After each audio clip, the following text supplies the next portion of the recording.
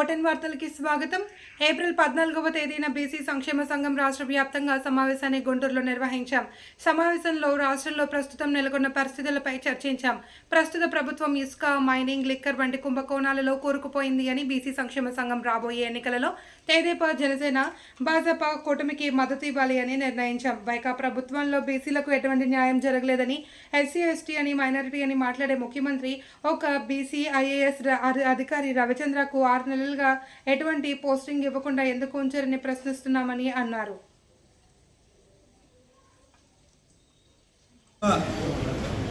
Media మిత్రులందరూ కూడా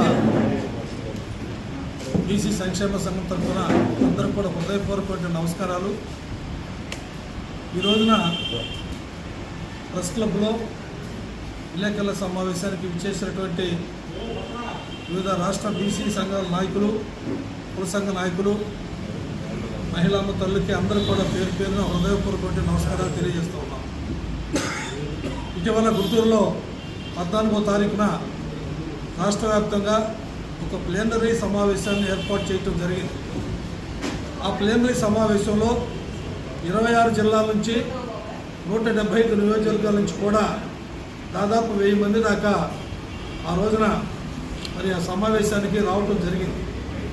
ఆ సమావేశంలో ముఖ్యమైనటువంటి అంశం రాజకీయ భవిష్యత్తు, మరి 2024 సార్వత్రిక ఎన్నికల్లో తీసుకోబోయేటువంటి నిర్ణయాలు, దాని అంతా మీద కూలంకషంగా ఉదయం 10 నుంచి సాయంకాలం 5 గంటల వరకు కూడా చర్చలు కొనసాగించాం.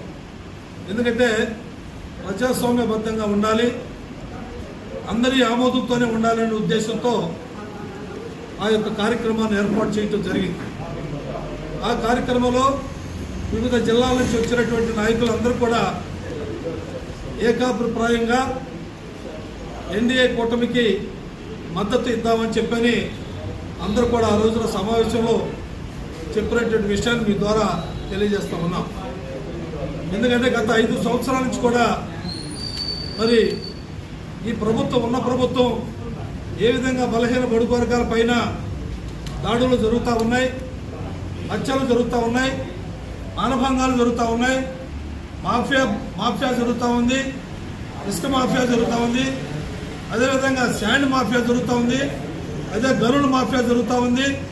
రకరకాలుగా రాష్ట్రాన్ని మొత్తాన్ని కూడా దోచేసుకున్నటువంటి పరిస్థితిని ఆ రోజున చర్చలో జరిగినటువంటి సారాంశం.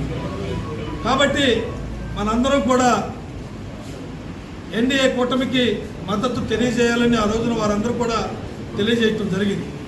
అదేవిధంగా మరి టీడీపీ, జనసేన, బీజేపీ 3 పార్టీలు కూడా ఒక కూటమిగా ఏర్పాటు చేసి మరి చంద్రబాబు నాయుడు గారు గతంలో జరిగినటువంటి పొరపాట్లు భవిష్యత్తులో జరగకుండా బీసీలు ఈ పార్టీకి అండదండలుగా ఉండాలని వారు కూడా మనల్ని బీసీ సంఘాన్ని కోరిన విషయం కూడా మీ దృష్టికి మేము తీసుకొస్తా ఉన్నాం.